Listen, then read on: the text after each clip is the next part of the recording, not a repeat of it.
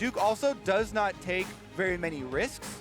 So I feel like they're kind of covering their bases here. They don't want to, overextend in any sense of the word. Now, last time we saw these two teams match up, Invictus Gaming actually heavily prioritized the Kaisa, and we know that JackeyLove is actually a very talented Kaisa player. And when going back and watching how he plays, the thing that I find fascinating about him is how aggressively he plays on this champion. Level 1, he walked up to a Varus Tahm Kench and just throws out the Q, lands two orders, and he says, no, I don't care what this champion is supposed to do. I'm going to play it my way, and I'm going to get in your face. And tied back in with your point, Kobe, I think GRX need to take it away from him because of how confident he is on this champion. All right, a lot of focus for us in that area. Currently, Alistar early banned by IG this time around, and the supports for setups for the bottom lane have been incredibly important.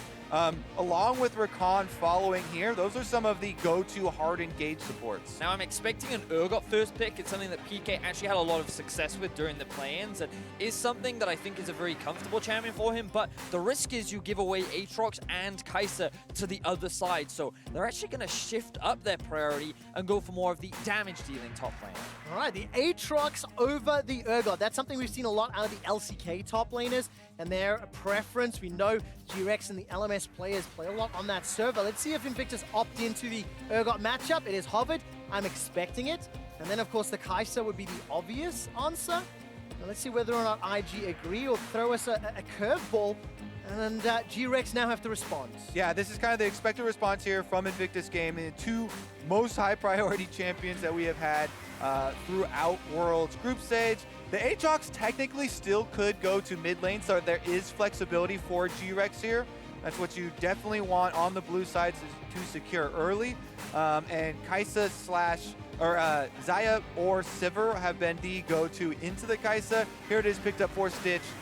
Definitely a respectable answer. So in terms of what supports are available, GRX may look to grab themselves a Thresh right now, considered kind of one of the strong playmaking supports. And when you are running this Aatrox Xayah, having something that can provide with early game playmaking and a lane that you can look to play around, I think makes a lot of sense for GRX.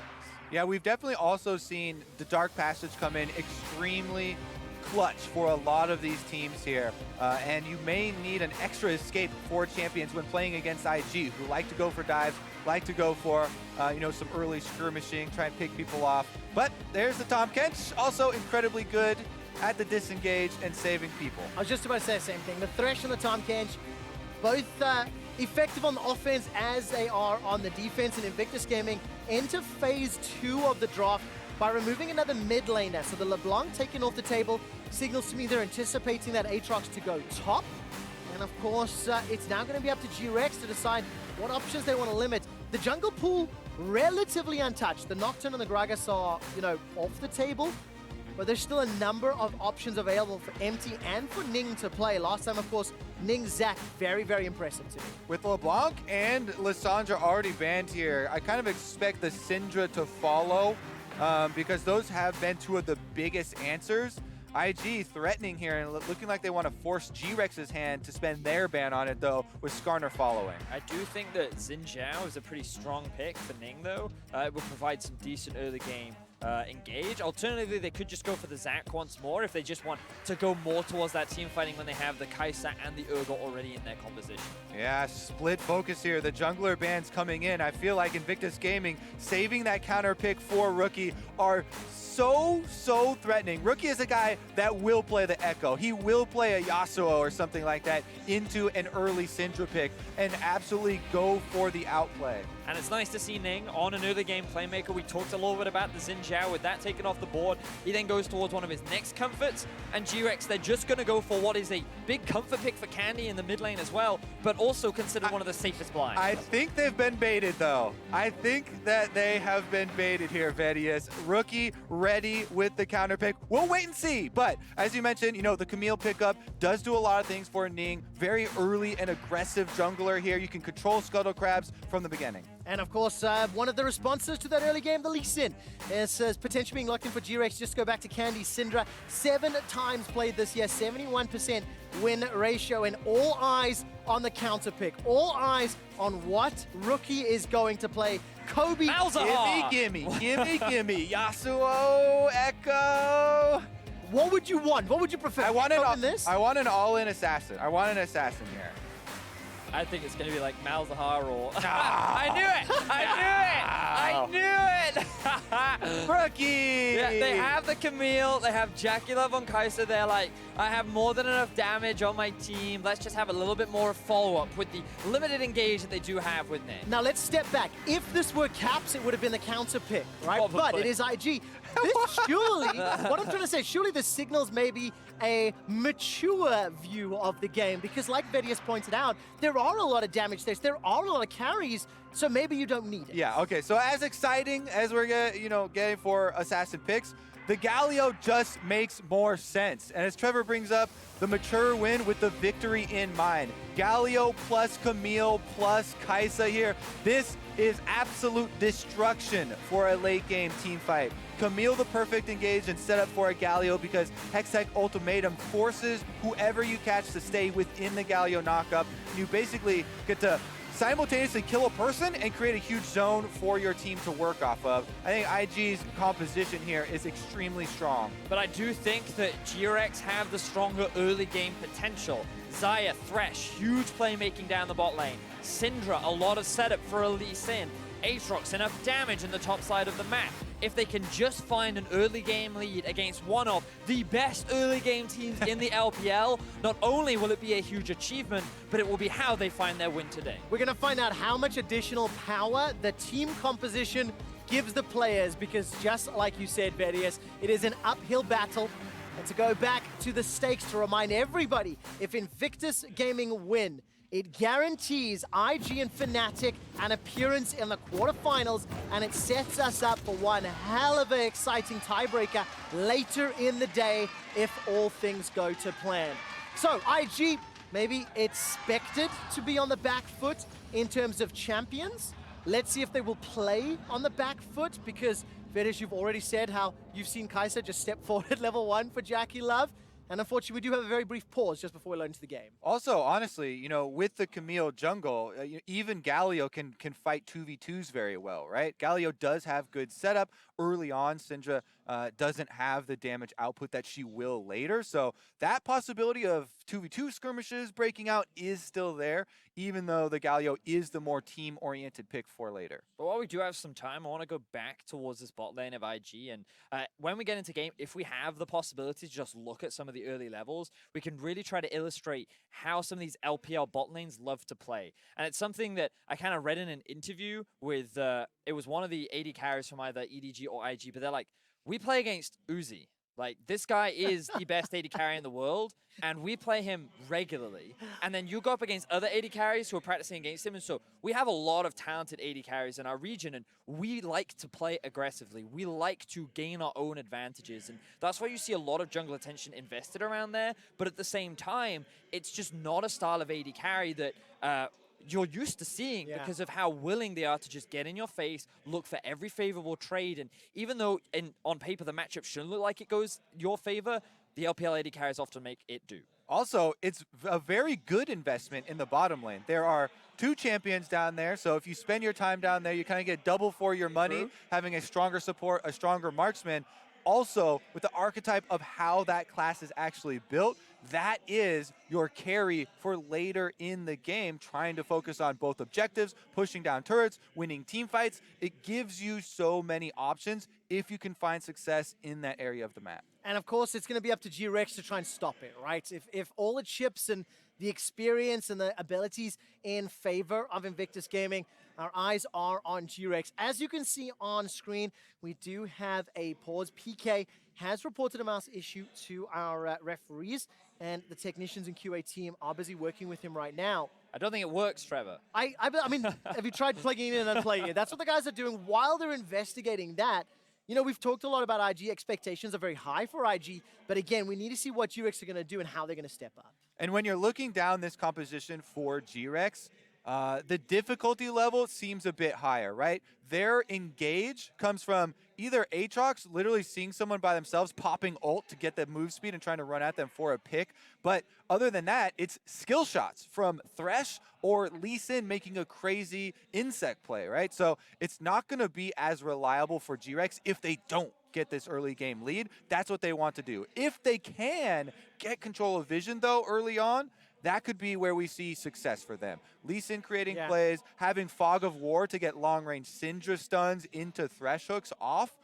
Those can be very devastating picks, so you can definitely snowball with this composition, and they do have the damage output to back that up. And that's why pressure kind of falls on Empt2y with the Lee Sin. We saw what Broxah was capable of doing on the champion, and expectations now fall on the jungler of GRX to be able to make these opportunities happen, because in terms of individual skill, you just kind of look at these LPL players and they're considered the trident for a reason. They're able to carry through their bot or through their AD carry, through their mid laner or their top laner. And JackeyLove has demonstrated multiple times how talented he is. Rookie is regarded as one of, if not the best mid laner right now in the world. And Duke and Shy both have been powerhouses in the LPL. I have a question for you about Empt2y, because of course Empt2y and Bebe, the substitutes for the GRX roster, Empt2y played a lot of the games through play-ins, where GRX went 7-1.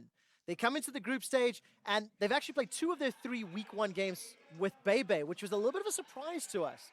Vedius, what are some of the benefits that Empt2y can bring, not only because he has more stage experience here at Worlds, but also he's been able to watch backstage for 2 of their 3 opening week games? Well, I think the thing about Empt2y is just he was more willing to do stuff. And I think that's why I really enjoyed watching about him in the playing stage. Ever eloquent. Sounds like a great resume title. That's it. I'm so willing to do stuff. Give me the job.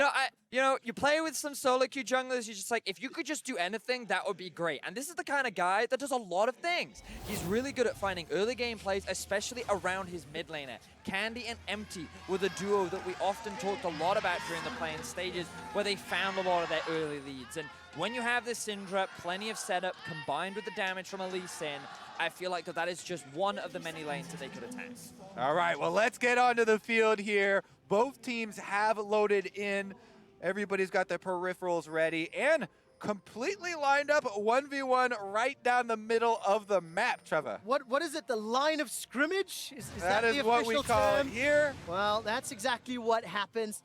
And a small traders rookie gets the Winds of War. Damage advantage, IG.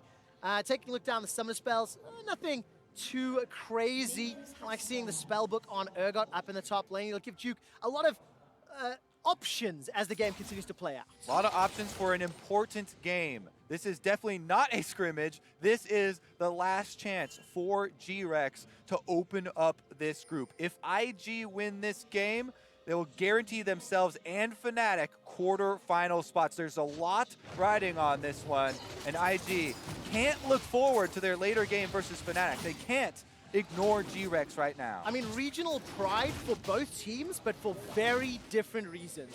The LPL coming in with extremely high expectations, potentially, arguably, maybe, definitely the best league in the world if IG can top their group. And the LMS, they've faltered. You know, the LMS, one of those leagues that when you expect things from them, expect high praise, they maybe potentially, or maybe fall over a little. Regardless of that fact, we're on screen Candy with this Syndra going into the Galio. Gonna have some early shenanigans up his sleeve if Empt2y with that Dark Harvest Lee Sin decides to come play around. And Candy takes a big chunk to the face, but Scats of the Week easily sidestepped by Rookie, and that's an advantage to one of the best mid laners in the world. Yeah, I mean, oftentimes you'll see Galio focusing mostly on hitting those AoE abilities on the minions. Big trade there from Rookie, also using his Aftershock.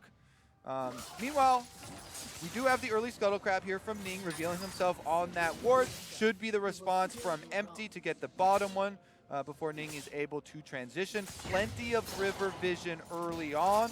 Is going to see this blue buff invade. What will GRX do about it? Does he go for the counter or try and collapse? As of right now, going for the counter and heading into IG territory. So it looks like Ning is just trying to get a bit of information as to what Empt2y is up to. He should know that a full bot side clear was done by Empt2y, and so now the jungler immediately heads back towards his blue buff, but I think Empt2y should be able to get this one in time. Yep, going to be able to finish it off here. He does have Smite, finishes it. Also in Fog of War, while Ning is going to use his abilities on the Scuttle Crab. Actually, he never used his E. Well, take a look at this. Koala's already left lane, was waiting for that hook shot to go out. Ning decided to hold the trigger, and instead he will get both of the Scuttle Crabs at the cost of his blue. Yeah, it's very important in these early skirmishes.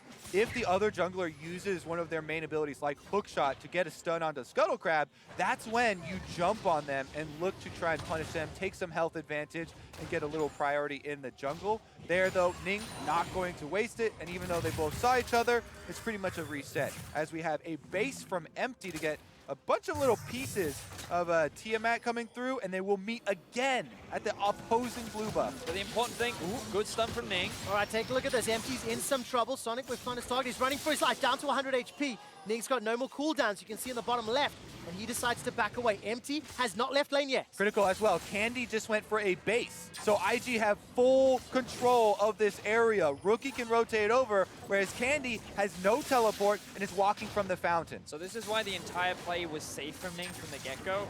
And what surprised me was just how Ning goes straight onto Empt2y rather than the blue buff, because he recognizes that the enemy jungler is there. He'd already set up the vision earlier, and he's like, okay, I know I can out-trade the Lee Sin at these early levels. I know that I have priority mid and in top lane, and if Empt2y tries to commit, not only does he run the risk of dying to me, but I know that my support is going to get here first. So Ning walks away without losing too much. 100% for the Camille. If you land your hookshot, you win the trade. Chasing Empt2y out here, making him play defensively, and now he's walking over IG vision if he wants to try and get back into this game. Oh, this is so scary. 2v2 starting out, but IG are fully aware. Empt2y manages to flash away for his life, but the sweep shot comes out, and one more precision protocol. That's the Galio setup we were talking about for the 2v2 skirmish in the mid lane here. IG find first blood. Ning is rewarded on the Camille, but Rookie taking a lot. All right, that's a good stun. Candy may find the kill. Defensive flat. Rookie stays alive, but not for long.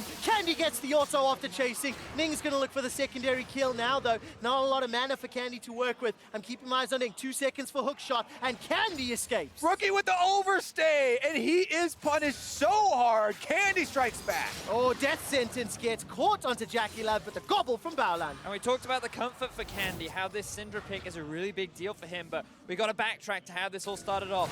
Empt2y, he just wanted to get a bit of vision down. He wasn't expecting the collapse coming out from IG. He ends up losing his life trying to escape with the Sonic wave. Now, you'll see here the Rookie, he just disrespects the amount of damage that Candy's able to throw out, taking way too much harassment.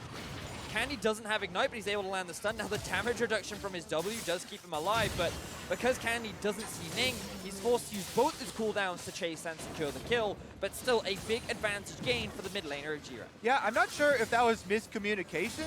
It looked like with the movements from Rookie, he was baiting, but Ning was not right there to jump over the wall with the hook shot. And Candy, now he's level 6 on the Syndra, access to the burst damage. And we're seeing once again the early game impact from Ning. Talk to the stats, guys, and right now in terms of kill plus assist of 15 and team jungle proximity, he is ranked 3rd among all junglers in group stage, and that just goes to show how a lot of the early game leads that Invictus Gaming get come off the back of their jungle. I mean, we were watching it. It felt like it was the Ning camp. You know, we were following his pathing from the blue buff where he lost his Sentinel to the invade onto GRX and eventually securing first blood. Invictus are 1,000 gold up. We haven't looked too much at Stitch and Koala, but Stitch just came back to life, back to the bottom lane. And Koala's had a number of death sentences, but it hasn't equated to any sort of lead just yet. And to just quickly touch back on the Ning point as well, because coming into the World Championship, the thing about him as a jungler was he's considered a very coin-flip player. Someone that likes to play aggressively and likes to build early leads, also runs the risk of overcommitting for plays and overextending when seeing an opportunity. And that is how they often got punished. But still, they had the best regular season record, and you could just go to show that their aggression was often unrivaled. And so far in this early game, it is Invictus Gaming that have already found themselves on early game. Well, luckily for him, he is on Camille, one of the best junglers at snowballing early. The coin has flipped heads here. He was the one that got the kill credit for the first blood. This accelerates his game so effectively. Tiamat now, he can even AoE camps so that he can more quickly get in place for the ganks. That's what Camille is known for, the long-range engage. You can see Ning just waiting in the bush then. Duke is making his way down. Caught a glimpse of Baolan making his way up as well. And, you know, for a draft from GRX and a picks and bans, we were so heavily saying that GRX needed to get ahead early. This is not the start that they wanted. 8 minutes in, down 1,000 gold. They still have a lot of playmaking, though, with the Lee Sin, with the Syndra, with the Thresh. So let's see over the next 5 to 6 minutes whether or not they can find a lasso. Koala swing and a miss as JackeyLove very easily sidesteps. But also just look at the state of this lane, right? It is a Thresh Xayah, a very powerful 2v2 lane. And Invictus Gaming to the ones on the aggressive. Again, they're going for an all-in because their jungler's behind them. All right, the box comes down. Here comes Ning. Feather Storm comes out from Stitch. That will survive. But Koala forced to use his flash, and the only cost was the ignites on the side of Invictus. Give it a few minutes, try that again, and maybe you'll get yourself a pigeon for dinner. Yeah, it definitely looked like Ning had been waiting around so much. They decided to try and bait a little bit there. They do get some summoner spells blown. Thresh without flash now is actually a good target for the bottom lane. Maybe they return to this area and try and punish that. That's why we saw Empt2y come down on the Lee Sin, try and provide a little protection here. Control ward's been placed in the tri-brush. And now we keep our eyes towards the top lane, who we haven't really talked much about yet. You can see that in terms of the Aatrox Urgot matchup, this one not going quite the way PK would have wanted, at a pretty significant deficit in the early game. And even though he had the choice between the two, he decided to go for this one, and right now, it is not working out for them. So GRX there, struggling in top side of the map. Even though the kill was given to Candy, he is still around even, behind even in terms of gold. And in contrast to the last time they played, Vedius, this is a much cleaner start from IG. Very clearly in the advantage. Ning, once again, leading from the front. He flips the coin and finds PK, locks him down. Duke will pretend that Fear Beyond Death didn't happen. And yes, the passive from Aatrox keeps him alive, but he loses his summoner spell. Invictus Gaming very, very clearly in the driver's seat and in charge. Duke just missing that skill shot means he misses the kill. And after Empt2y fell behind early, we haven't really seen much of his presence anywhere. 10 minutes into the game, yet to find a successful gank. And we talked about how he had so many lanes that he could look to play around. So far, he has been unable to do it. And now that he's hanging around the top side, this could be his first opportunity. Yeah, maybe they get a little bit of a baiting here. PK actually didn't finish his recall, so he's sticking around with low health. But I think it was mostly of, again, covering for another possible offensive move here. Maybe a counter gank. He's been waiting in the wings. Nobody going to pull the trigger, though. No mistake from IG. That's what we were talking about as one of their possible loss conditions would be going a little bit too hard and overextending. Yeah, and of course, we keep coming down to this bottom lane. JackeyLove doing such a phenomenal job again. And if you look at some of the stats from the first round robin, JackeyLove, you know, he showed up. KDA 14.7, second as kill participation amongst the highest, damage per minute first, CSD, just fantastic, fantastic performance from JackeyLove. And I really like the point that you were making earlier, Vedius, about how JackeyLove is regularly going to be competing against players like Uzi, players like iBoy. So when they come up against players like Stitch, there's this gravity chamber effect that allows the LPL ADCs to just perform at a higher level. Yeah, it's a pleasure to watch, and I was very impressed with how IG played around their bot lane, especially when they went up against Fnatic. That matchup will obviously be happening later in the day, but already JackeyLove has now claimed his CS advantage once again on the Kaisa. I think the only champion that he's played so far in the group stages. And IG, they're very comfortable with how this game is going right now. They start on an early gold lead. They have the better team fighting later on into the game.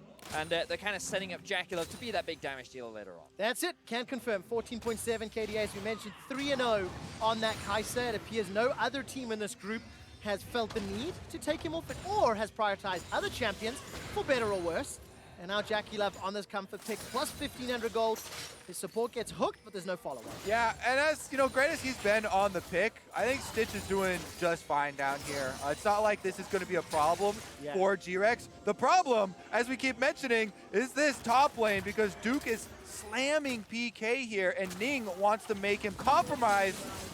Well, I think the baby cage will get put down shortly, and that means PK cannot get away. Duke steps all the way forward and finds the Fear Beyond Death, grinding him to dust. Baolan with a very respect flash there, realizing that once he's devoured JackeyLove, a death sentence could be problematic. GRX at least have a counterplay. I am happy to see this, but at the cost of a kill and tower first blood. Yeah, Empt2y does go for the objective focus there, takes off the dragon. Now he's looking mid. There's a possible Syndra setup, but look at IG.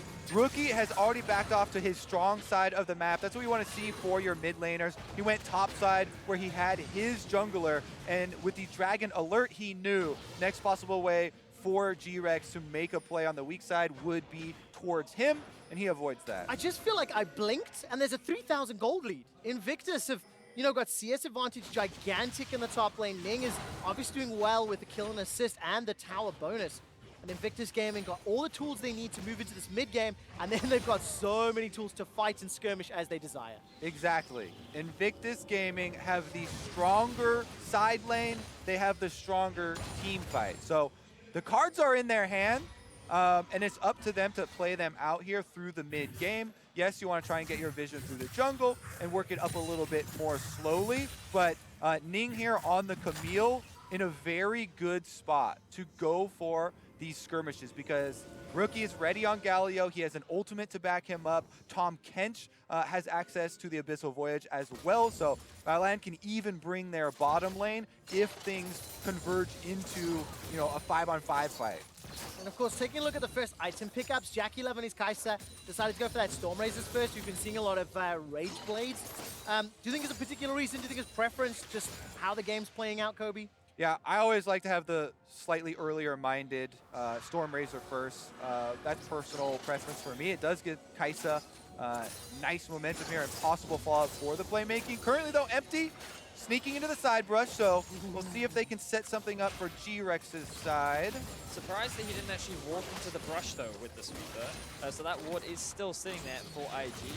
Stitch will take little to no damage as he gets forced away from this objective, but keep your eyes on Ning again, looking for a potential flank. The Galio is there as well. That combo is up and ready. All right, so Duke has made his way to the mid lane. A 3-man stack of GRX is currently being dove. Nice hook. The Hextech Ultimatum is available, but not yet used. Empt2y finally gets locked into place. He's taken down. First kill for JackeyLove. Here comes Rookie. He arrives with the ultimate, but Candy's coming as well. This is a party in the bottom lane. The box is thrown down. The feathers fly, and it's IG that are in trouble. The unleashed power helps set Stitch up for another. Death Sentence finds its target, and Koala helps GRX win the fight, finds a flame, ignites down Duke, but a fear beyond death means Koala concedes his life. That went about as well as it could for GRX. GRX happy to punish that dive from Invictus Gaming. Very nice play there, hooking him back in and securing the extra kill. Really good stuff from GRX as they finally find a semblance of life in this early game. The goal difference is still big in favor of IG, but GRX saying, we're not done without a fight. Yep, Stitch able to get some of the money as well. Let's take another look at how it started out. Now, this is quite nice. The hook here does force the Devour. Devour has a really long cooldown nowadays, so it's not going to be available for the secondary save. JackeyLove and IG do get the first kill there, and then once Rookie arrives, he actually takes a decent amount of damage, but there's the hook onto Ning. They pull him basically out of the fight. PK goes in, and Candy comes through for the execution onto Rookie. Now it's basically about the chase, and Koala does end up getting hit by the Urgot ultimate. As soon as he gets shot one more time, sucks back in for the extra kill. In the end, Duke also goes down though, so GRX, in as dangerous and poor position as they were, at least they were able to get some gold onto their carries. Yeah, I think that's a really big deal for the squad, given that IG were kind of slowly taking control of this game. QuickShot, you talked about how it's like suddenly a 3,000 gold difference after losing that top tower. That gold gap is slowly starting to close, and we can see Stitch able to do a lot of damage. You already talked about him, Kobe, how he has had a solid performance throughout the group stages so far. Now that he's sitting at 1-0-2, Candy on his comfort pick in the Syndra is 2-0-2. GRX saying that they're not completely out of this game just yet. No, they're not. And of course, you guys mentioned during draft how GRX's initiation are based on skill shots. It's going to be Aatrox finding a target, or Lee Sin, or Thresh. And do you know what? I don't know if I've seen Koala miss very many important death sentences. In that team fight, every single time somebody needed to get caught, he helped his team out. 0-1-3 of his team's 4 kills. He's been involved in 3 of them. And do you know what? They shut the top tower down. Stitch and Koala, they're pretty content to keep farming up in that bottom lane. Meanwhile, in the mid lane, we've got several members converging onto Candy. As you mentioned, though, Candy's got 2 kills for himself, means completed Luden's Echo plus some magic penetration. He can definitely burst down someone like Ning here on the jungler if Ning is a little bit too careless, wastes his Hextech ultimatum and can't dodge. They do have to be a little bit scared of the possible burst. And of course for GRX, they need a miracle. 0-3 down. If they want some magic, some Fnatic magic from 2017 to make it out, they have to win every single game and have to start here against the #1 team in the group, Invictus Gaming, who are at 3-0. And GRX, they are still behind, but we saw that team fight. There is glimmers of hope. We just simply cannot wait too much longer to try and claw back this deficit. Invictus Gaming, on the other hand, they're going to take another neutral objective. The Rift Herald uncontested here. Ning, Duke, as well as Rookie helping out. And this is just going to allow them to take out most likely that mid turret in the next few minutes. So for Invictus, it's just squeezing the life and squeezing the freedom from GRX. So, Ning coming in the mid lane. Ooh, Stats of the Week looks pretty good, but it simply wasn't enough. Ning takes the ultimate to the face, but he's able to survive. There comes Duke with the ultimate and a very easy double kill for Invictus Gaming. And I was just about to say, this game looked very similar to the last one, where at about 20 minutes, things looked even until a single play started to swing things in favor of Invictus Gaming, and that was the kind of play they were looking for. A good dive into the mid lane secures a tower and 2 more kills. Talked about IG holding most of the cards here. They play the Camille Galio combination. That gives them not only those 2 kills, but the mid turret down means the entire map now wide open for Invictus Gaming. They're simultaneously taking Dragon and diving bottom lane. Yes, they are, and Koala's the target. Duke will be taking him out. Kill secured by JackeyLove, in fact, as a Disdain flings PK backwards. Baolan's making his way forward. I haven't seen if he's used the Devour just yet. It's not even going to get needed. A double kill for JackeyLove, a Mountain Drake for Invictus, a tower for IG, and a 7,000 gold lead. In quick succession, IG take 4 objectives for themselves, and then in the end there, you know it's bad when they're doing 2 at the same time. Here's the 3-man dive of the bottom side that they start out. JackeyLove putting out the damage while Duke goes in to tank the turret and play the front line. And Invictus Gaming, it's just because they have a numbers advantage that they're able to just dance so aggressively like this. JackeyLove, he was forced to use his heal on the backline to just get out of that dangerous Aatrox situation, but pick after pick, GRX not showing the right amount of respect, and IG, they just take everything that's available. Yeah, they had not even given GRX enough time for Empt2y and Candy to revive from the fountain. Those 2 guys ran as quickly as they could from the fountain to that play, and were only able to arrive to see the pieces. If you are a Fnatic fan, you are very happy right now, because if Invictus Gaming close this game out, both Invictus and Fnatic are guaranteed quarterfinals. And the remainder of the day will be a seeding battle, and whether or not GRX and 100 Thieves can play upset. Duke has got the ultimate available. I'm waiting to see if he fires it. Has done so and activates it. And Duke manages to kill PK. 4-1-3 on that Urgot. The other thing that Fnatic are looking at, though, is their main opponent. They're looking at IG and how strong IG are performing in this game. This is going to give them something to think about for later in the day. And many have said that when you evaluate IG and Fnatic, the 2 that are expected to get out of this group as IG just casually start off the Baron, how hard do they dominate the other 2 in the group? Are they as strong as they're expected to be? And so far, both Fnatic and IG have shown very, very solid performances. 22-minute Baron.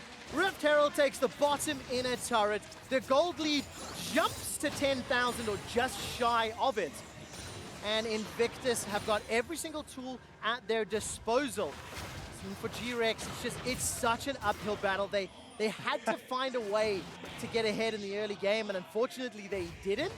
From there on out, Invictus have just done absolutely everything correctly to set themselves up to close this game, to go 4-0 in the group once they take down the Nexus. And Koala's not going to find the death sentence either. It is a very dominant win here, Kobe. Yep, Invictus Gaming now 2 minutes and 45 seconds left on the Baron. Over under on how many turrets they get with it, I'll set it at like 4 more from the current state. So 3 more now that the mid one has just died. 2 more once this one goes down. The Baron Empowered Cannon minions doing a lot of work, chipping away. I think 1 more shot should just about do it.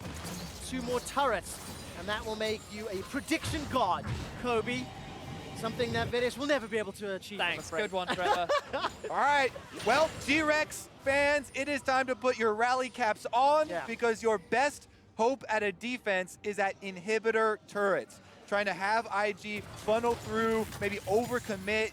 Hopefully you can get some sort of split to the team fight, but you are facing overwhelming odds from the IG onslaught that is going to come forward because, again, their road forward is so easily paved with hard, long-range engage. Camille, Galio, and Urgot can easily tank turrets as well, so there's definitely a lot of safety for IG as well as the offensive power. And it's such a difficult scenario to be in. Not only are GRX on the cusp of being eliminated from playoffs, but they also will be facing Fnatic in their very next game. So they play the 2 back-to-back.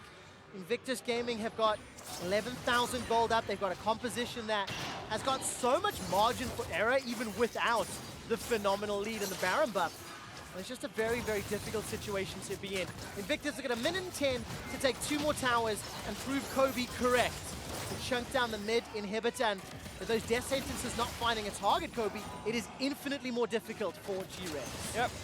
There's still a minute left on the Baron. Invictus Gaming, they were pushing in all 3 lanes, but now they've reduced it down to 2. 5 members of GRX coming towards Rookie. All right, let's see what he can do. Starts to channel the taunt, flashes forward into 3. Look at the Winds of War. They've already found Stitch.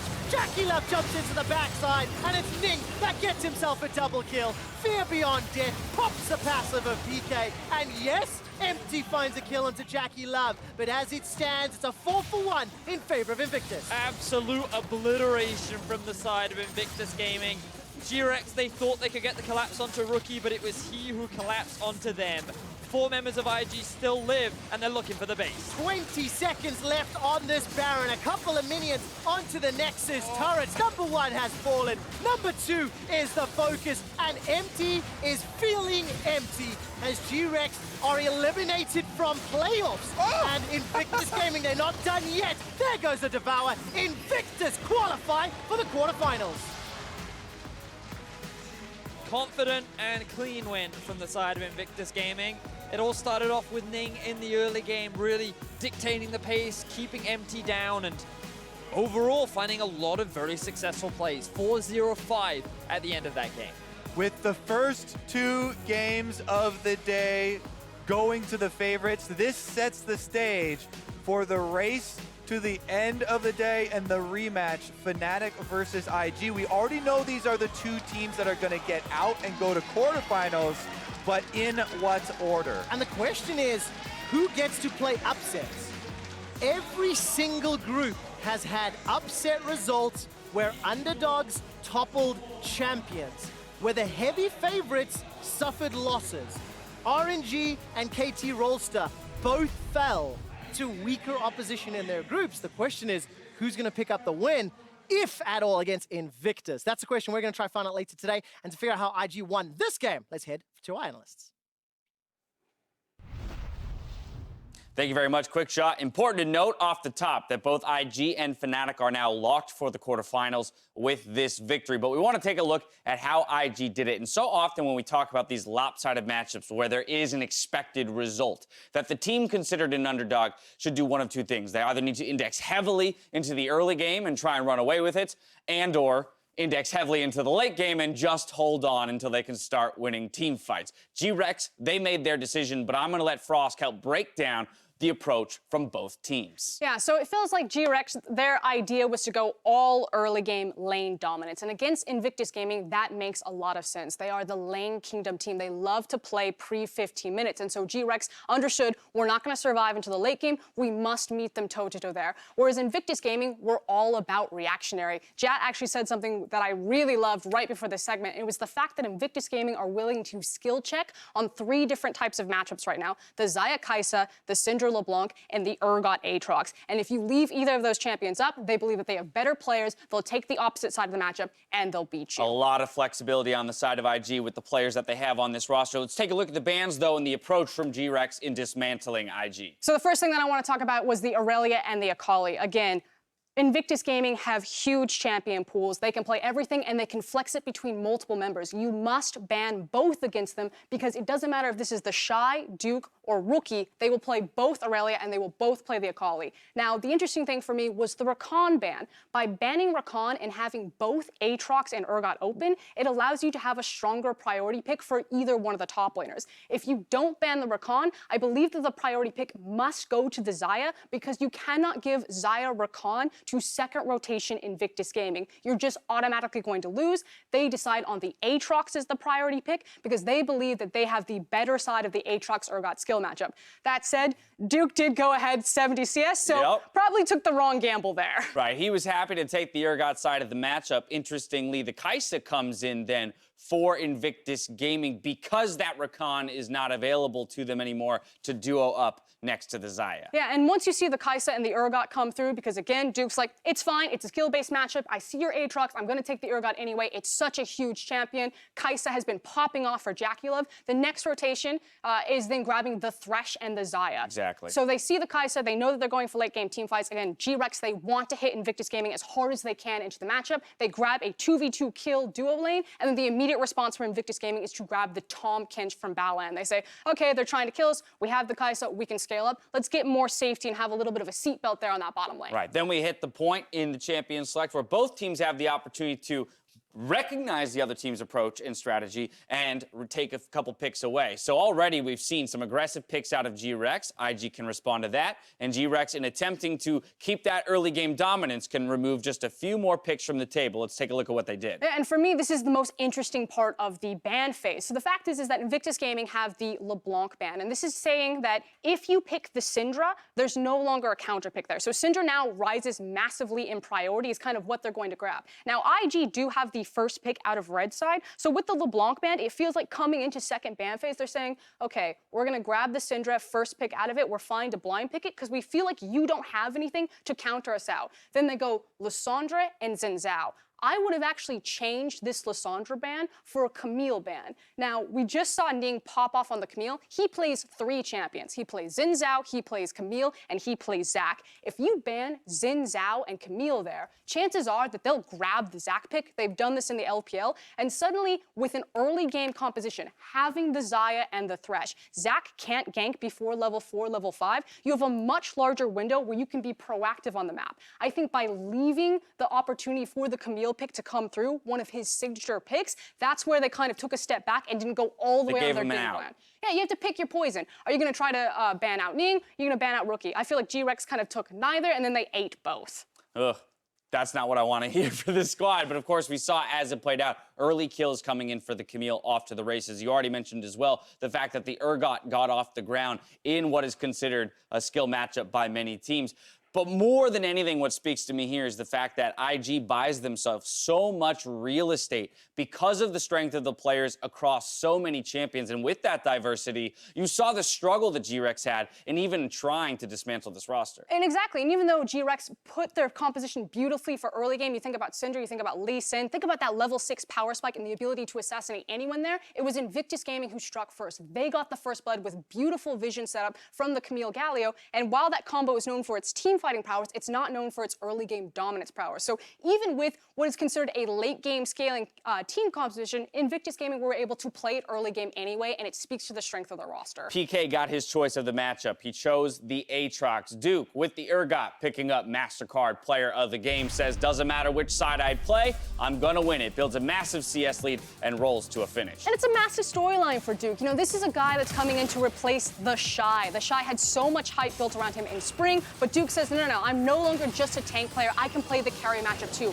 3 of his most played champions this year were carry champions, including that Urgot through the playoffs. So beautiful job by Duke. Very solid win for IG to secure themselves a quarterfinal spot. But as we move on towards the rest of the day, MasterCard, as our Riot Games' first global sponsor, was on the lookout for some of the hypest fans in Busan and found a few who earned themselves MasterCard Fan of the Day. Today, C. Chang from New York and Peisha from Miami joined Cade and Sean from Perth and Brisbane, Australia, in seat upgrades and matching Worlds beanies as they watch today's games and the subsequent group draw. Now, GRX return to the stage in Game 3 as they look to find a win versus Fnatic, so don't go anywhere.